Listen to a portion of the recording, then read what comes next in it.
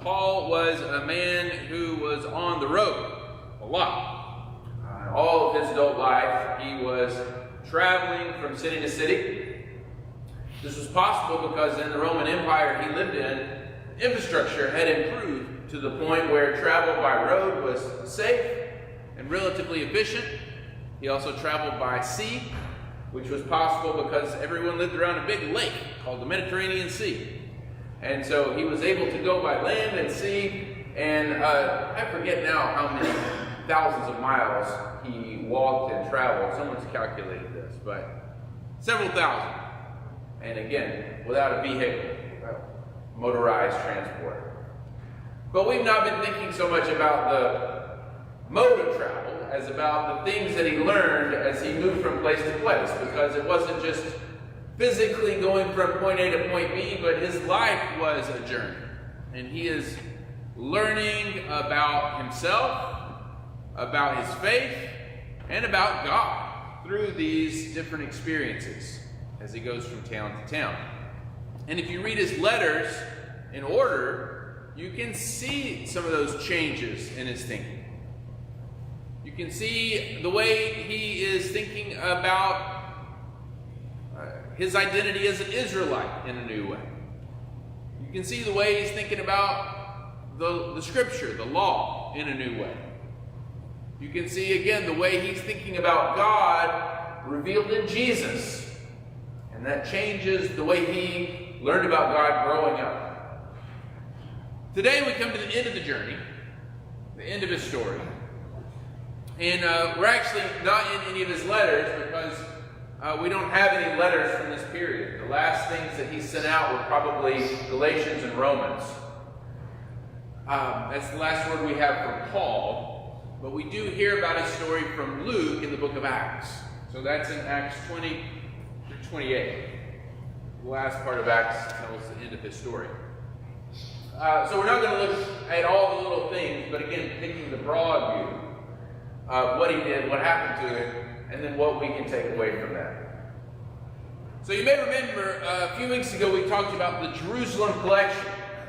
There's one thing that comes up in almost every one of Paul's letters, all the major ones for sure, and that is an appeal for money. Paul was a fundraiser. And so as he wrote these letters to encourage the churches and correct the churches, he would often put an appeal at the end. We are sending money back to Judea and Jerusalem because there is a need. We don't know exactly the nature of the need. There may have been a famine, so something kind of specific. We know that a lot of the Christians in the area were just poor. They just were poor people. So it may just have been sending money from a richer area to a poor area. It may be because they suffered some persecution. And so the Christians in Judea didn't have the same job opportunities. And so they needed some support. We don't know all the reasons. But for Paul, this was really, really important to collect this money and get it back to Jerusalem. There's another layer to it. All the Christians in Judea and Jerusalem have what ethnic background? Judea. They're all Jewish, yeah. Like Paul himself, he's Jewish. But Paul has spent most of his time working among what kind of people? Non-Jews. Yeah, in Greece and Asia Minor and these other places. So there's also a sense in which Paul is trying to reconcile Jews and Gentiles who have been separated, who have a lot of enmity. And one way you can bring people together is money. Food's good, but money. So Paul hoped, it seems, that by this big gift of the Gentiles, or he would say the nations, to Jerusalem, that this would be a way of bringing peoples together who had been separated. Does that make sense? So there's a lot riding on this for Paul. One last thing. You remember that Paul was a persecutor of the church, and so the folks there in Jerusalem were always a little suspicious of it. They did receive him, but there was a little bit of suspicion. And when he was approved by the apostles, and this is what he says in Galatians 2, James told him, just make sure you remember. Does anyone know what James told him? He said, you can go out, you can preach, you can be a missionary, but remember one thing.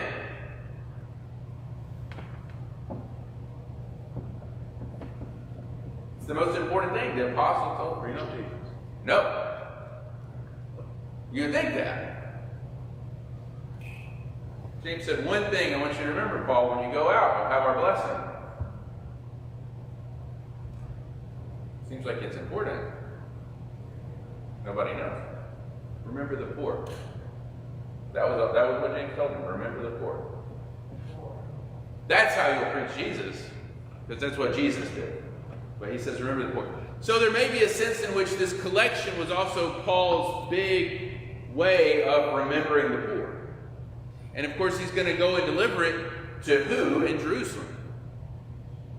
To James, who's the leader of the Jerusalem church. So lots and lots of things going on. Okay. So maybe you can see, these maps are always hard to see. Paul has been in the city of Corinth, which is there in Greece. It says Achaia there, that's the province. Just follow the red line to the farthest west. He's been in Corinth. He has gotten the funds raised. It's about the year 52. And he decides it's time to go and give the money to the Christians in Jerusalem. So, probably this is how people carried money back then. He probably had the gold sewed into his clothing, maybe into a belt, because it's dangerous to travel with a lot of money. So he's just got all this gold probably sewed into his clothing from what he's raised over years. So he begins his travel back, but he doesn't go straight to Jerusalem. He could have gotten on a boat and gone straight over. Probably he went back up and visited the cities that he had worked with. So he probably went by land, back up through Philippi, Thessalonica, and Colossae, and then maybe crossed over into what we call Turkey. It's a little town of Troas. That's where he met Luke. And then he goes down that coast, and we know he ends up in the city of Miletus, which is a small city, but it's outside of the giant city of Ephesus. Was Ephesus important for Paul? Probably his most successful mission outside of Corinth. He got run out of Ephesus because of the riots, and it seems like he probably still can't go back to Ephesus. He's persona non grata, which is why he goes to Miletus and he meets the elders from Ephesus in this little town of Miletus. Acts 21 describes this. It's a tearful meeting. He's close to these men. He thinks he may not see them again, and he's right. So probably he's having these kinds of meetings all along the way. And so from there, you can see the red line going across the sea. He gets in a boat, and he goes back to Jerusalem. Now, what does Paul expect? Just put yourself in his shoes. He's raised all this money. He's been out doing this mission work for years in difficult places, and now he's going back home. Home to Jerusalem. Home to the kind of center of the church. What do you think he expects when he gets there? More welcome. Good job. Hall of Fame. Now, he's a humble guy, so maybe he's not wanting that, but it wouldn't surprise him if people were really excited to see him. And even if they're not excited to see him, what's he bringing with him? Big pile of money. You'd think they'd be at least excited to see the money, right? So, Acts is very careful in the way, Luke is very careful in the way he tells the story, because I think Luke doesn't want to make anyone look bad or embarrass anyone. But he kind of leaves some parts out of the story. There's just some silences. So we don't know exactly what happened, but what we do know is there was no warm welcome. There was no ticker tape parade for Paul in Jerusalem. He comes into the city, and James meets him, but we don't even hear about how the money gets handed off. It's very murky. It seems like a little bit, actually, of a cold welcome. So the opposite of what is expected. So this is supposed to be the big moment where he is bringing Jews and Gentiles together, where he is remembering the poor, where he's fulfilling a lot of the promise of his ministry, and it seems like it's falling flat.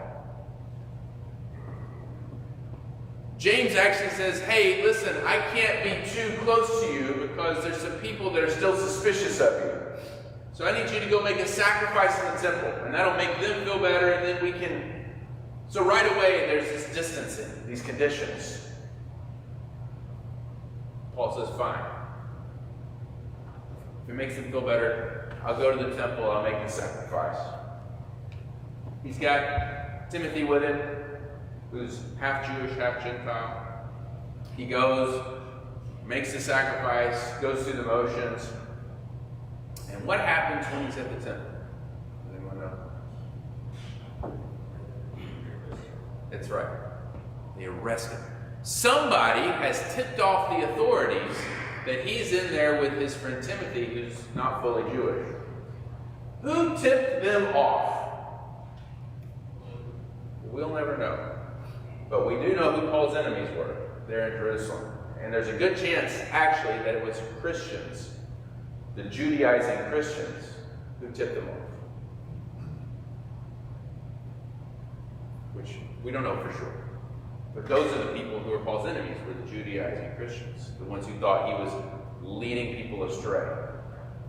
We've talked about that the last couple of weeks. Whatever it was, he's arrested. He's actually treated better by the Romans than by his countrymen, ironically. It's the Roman who protects him in the riot. And they bring him into prison. So he's arrested at the temple. That's in Acts 21. And then he goes before a couple of different Jewish governors. The first is Felix. And if you know this part of Acts, he gives these long defense speeches. He tells a story. And Felix thinks he's innocent. Felix thinks there's no reason for him to be in prison. But Felix doesn't let him go. Does anyone know why? He's waiting for a bribe. He knows maybe that Paul's just brought in a bunch of money. But he's also just a corrupt official. In fact, he will get deposed 2 years later in Rome for being corrupt. So he's just a corrupt official. He wants a bribe. Guess who has enough money to bail Paul out of prison? The Christians in Jerusalem. Guess what the Christians in Jerusalem do? Nothing. They let Paul sit and rot in prison for 2 years. Why don't they save him? Why don't they bail him out? We don't know. It's strange. But the people he thought were his fellow workers, his fellow believers, they don't have his back. Another governor comes in, Festus. Festus also thinks Paul is innocent. He gives a speech, right? But Paul seems to be sick of waiting, and so Festus may have just released him, but Paul said, I want to go to Rome, and I want to be tried before the emperor, Caesar, which he had a right to do because he's a Roman citizen. So Festus couldn't release him now. He has to send him to Rome. So Paul may have trapped himself there. But let's just pause for a minute. What would it have been like for Paul to sit in prison? He's in the prime of his ministry, the prime of his life, sitting in prison in Jerusalem, of all places, just wasting away because of a corrupt judge and because his own people won't do anything. What do you think was going through his mind in those months and years?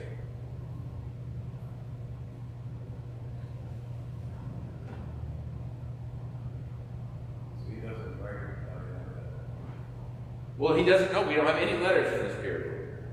No. I would think just preaching him prison for those people that are needing to hear it would be a good ministry within itself, but too, he's got to be wondering what's the plan.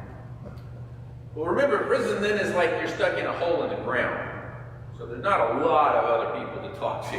There's not like prison guards and other prisoners. You're just kind of stuck in a dank basement type thing. So not even probably a lot of people to talk to. It would have been somebody brought him food. He still had family in Jerusalem. I would guess his family members brought him food. So he was in solitary. So it's pretty solitary. Yeah. Did he have an experience before? In prison? He had been in prison before.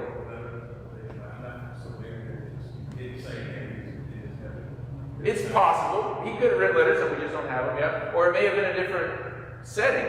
But think psychologically. In those other situations, he's off in prison in foreign places. In Ephesus maybe, or in, around Colossae.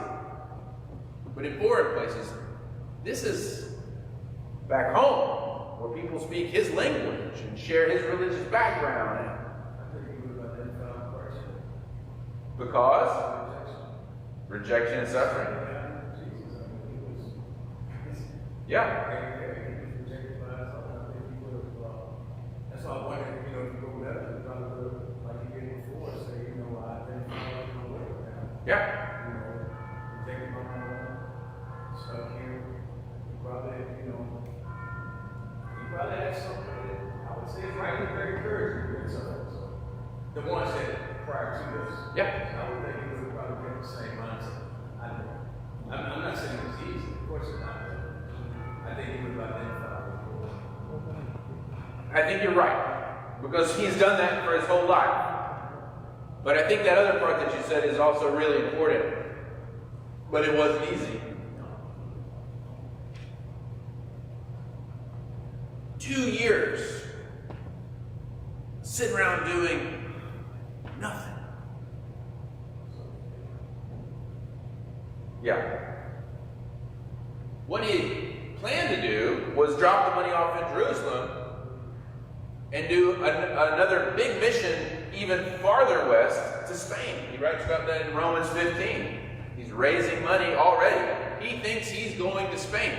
So he's going to maybe stop in Rome or maybe just go on through and go way far away. Spain's as far away as you can get. In fact, they called it the ends of the earth because for them that was as far west as you could go. So that's what he thought he was going to be doing. Instead, he's rotting in this prison with nobody to help him. So it's really hard to imagine. Yeah, he identified with Christ, but do you think Paul was ever, angry?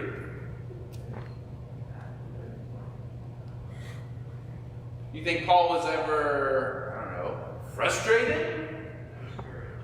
Discouraged in this time? How could he not be? Hopeless at times? How could he not be? We know he despaired before when he was in Italy. He said, I despaired to the point of losing my life.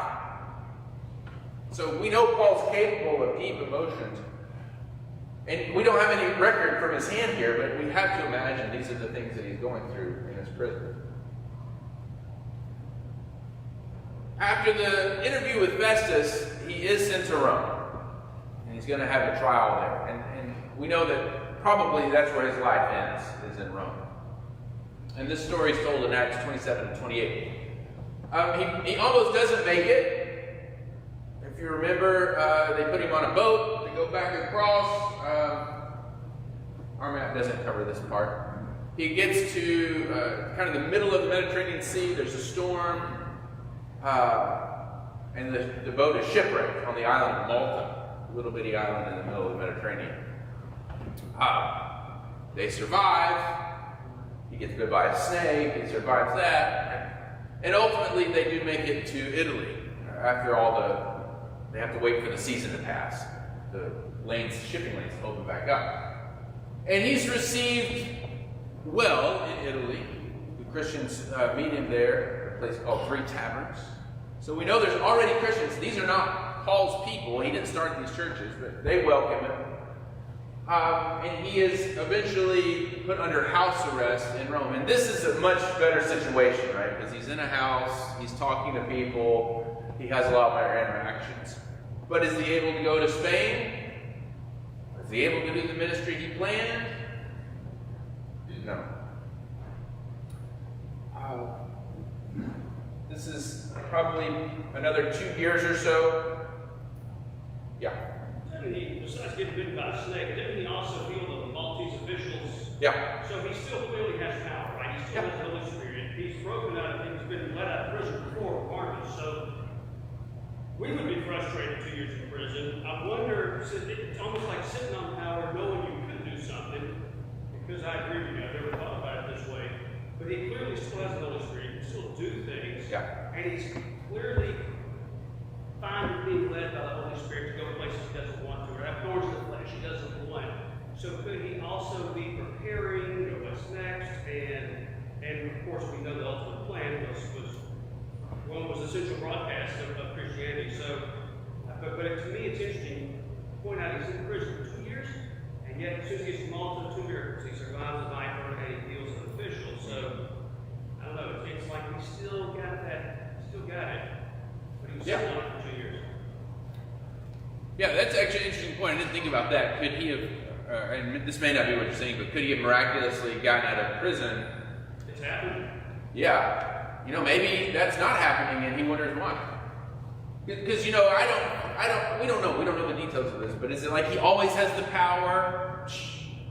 Or it's like sometimes things happen and sometimes they don't. Like he prays and it happens, he prays and it doesn't. A lot of times he left people sick. I left so-and-so sick in your care, so it's not always. That's right, his friend. Patrick, I think. So maybe he's praying to be released, and it seems like God's not listening to him. That could be a whole other layer. We don't know. But he's stuck. Whatever the reason, he's stuck. This is what he wants to be doing. This is what he thinks he should be doing. Preaching the gospel out on the streets, starting churches. And it seems like God's great man is rotting in Jerusalem, and then under house arrest, he's still pretty limited. And then we don't know the details. We only have later legends, but he was probably martyred, executed there in Rome, maybe in the late 50s or early 60s. So he doesn't ever go where he wants to go. Yeah. Do you think, I'm thinking one thing that was Paul was, he might have been, maybe not giving enough credit. He wrote I learned to suffer, in all things I learned to be content. Yeah. Suffer this. Yeah, Philippians, yeah. The human side of us, I probably want out of my mind. But, remember he's the one that killed a lot of people, Christians. Yeah. I mean, and he just seemed to have had such a conversion that, he might have been just a little different. He might have really just, hey, okay, this is where he has me right now. Since he said, Greg said, when he got out, shipwreck, he encouraged everybody, hey, grab nobody in Paris. Yeah. We will all make it. He was still encouraged. He was the encourager, yeah. Through all of that. So, I share with you, Brett, I don't think he really, sometimes when we think of that suffering as reading in us, sometimes it's restricted, many times. You can, yeah. Just remove the restriction. Like I said, we don't know, but he didn't seem to come out with his head down.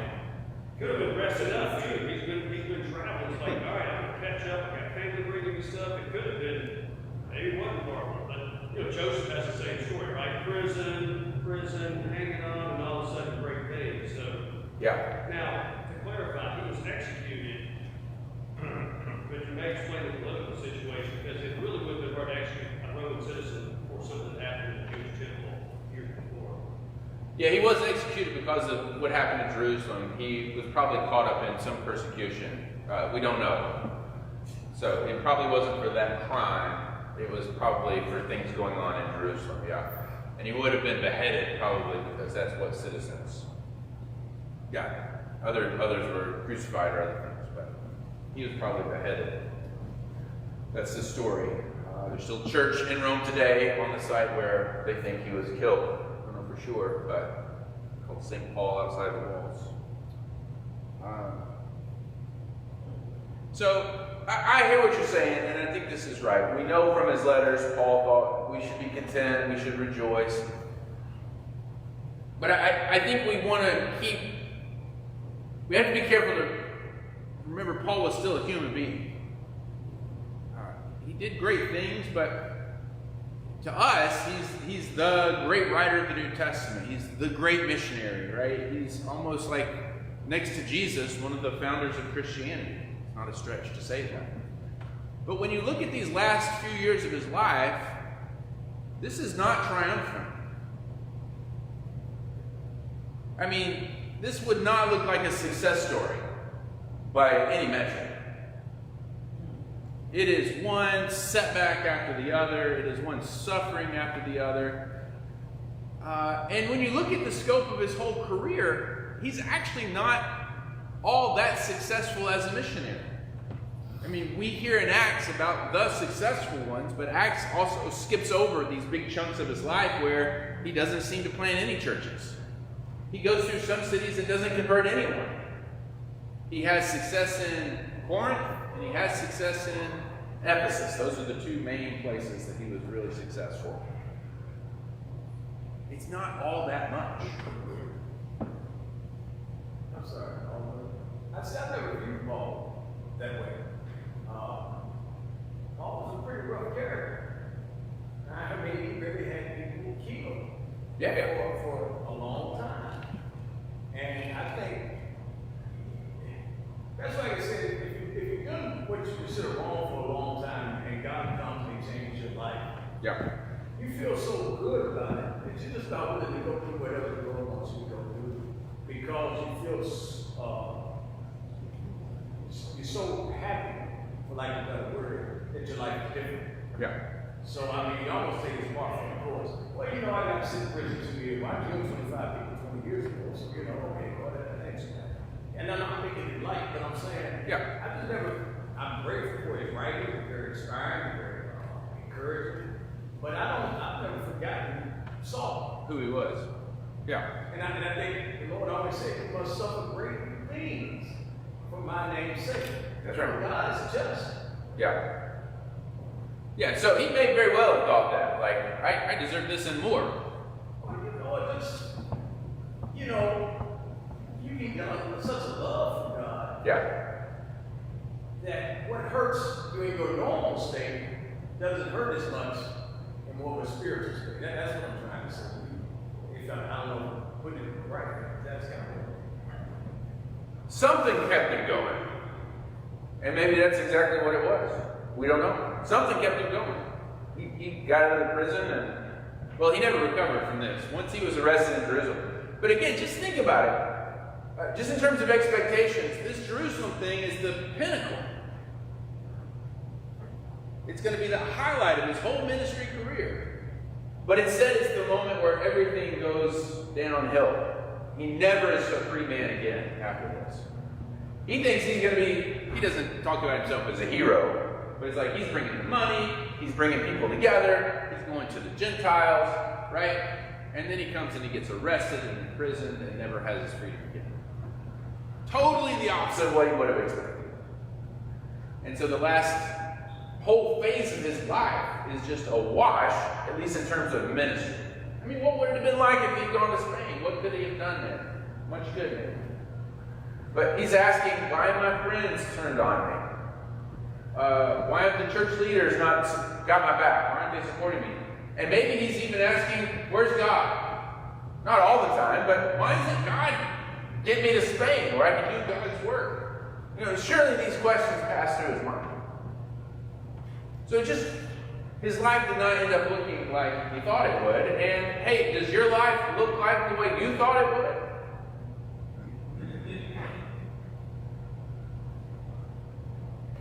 So what can we take away from all this? I do think one thing is that point. Like, our journey doesn't always end up in the place that we think it will. In fact, if you're old enough, it almost never ends up in the place you think it will. Paul thought he was a church planter. That's who he thought he was. God has made me to plant churches. I'm a church planter. But that's actually not what God used him for, mainly. His church planting success was pretty limited. What did God use Paul for?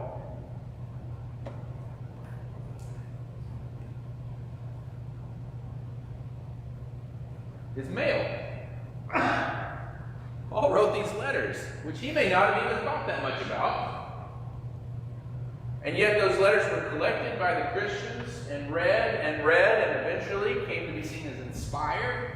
And we read them every week. Some of you read them every day.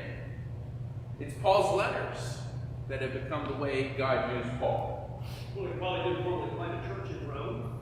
Sort of did. I mean, I said he broadcast. I mean, that was the central hub of Western civilization. And by being there and by preaching the word and talking to his preaching his house arrest, he established more than he would have been gone in Spain. Because the Roman church spread across everywhere that they gone. Yeah. Although it was already there. He didn't start it. That's why I wrote the letter. But yes, he would not have expected that, perhaps. Yeah. So God used him in ways that he didn't anticipate and that were other than the way he thought about himself.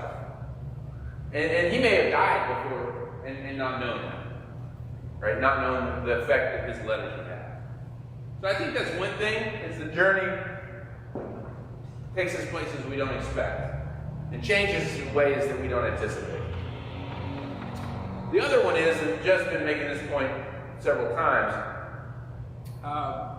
is his life does conform to Jesus' life. Maybe not in the ways that he wanted it to, right? I want to be like Jesus because he preaches the gospel and he heals people, and those are the good parts. But Paul's life ended up looking a lot more like the bad parts of Jesus' life, the hard parts, the crucifixion, the suffering, the rejection.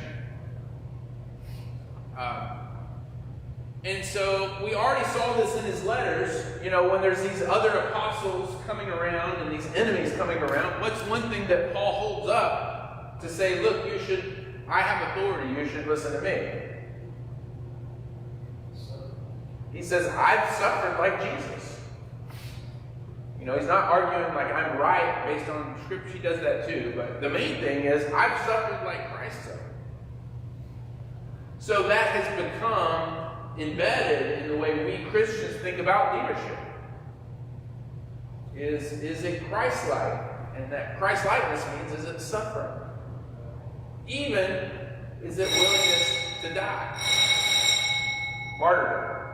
And martyrdom has become a pretty central idea of Christian leadership, especially in those early centuries of the church. That's how you could tell the true from the false. Is this person willing to die? And if they gave their life like Paul and like Christ, you can say, okay, that's probably an authority. Unfortunately, they're already dead. And then the last thing, and I'll leave you with this, and you guys have said it in different ways. Whatever he was thinking, we don't know. Whatever he was thinking, he remained faithful. And if he had doubts or questions, he never lost his faith. He never stopped trusting in God. So I do think Paul's a model in that he went through some really awful things. Almost a whole range of awful things. But he never turned away from God. He never gave up on God and all that. And so just like Jesus, who also went through some awful things, Paul remained faithful. And he remained faithful in a way that goes beyond what I think any human being could be faithful on their own. And he writes about this. His faith was itself a gift from God. Any normal person going through this would just collapse under the weight of it. But because God had given Paul the grace to be faithful, and Paul thanks God all the time for this, Paul's able to stick with God and to not turn away. And so we too can expect that same gift. When times are hard and we can't get through it on our own, God will also give us the gift of faithfulness, to stick with it. And because of Paul, we have a name for this, we call it grace. By the grace of God go I. I think that's a good place to stop. Paul's journey is with that word, grace or gift. And what a gift Paul's life is to us, in whatever situation we find ourselves. All right, thanks. Next week we're going to start the 7 deadly sins. That's what we're going to work through this summer, and how to address that.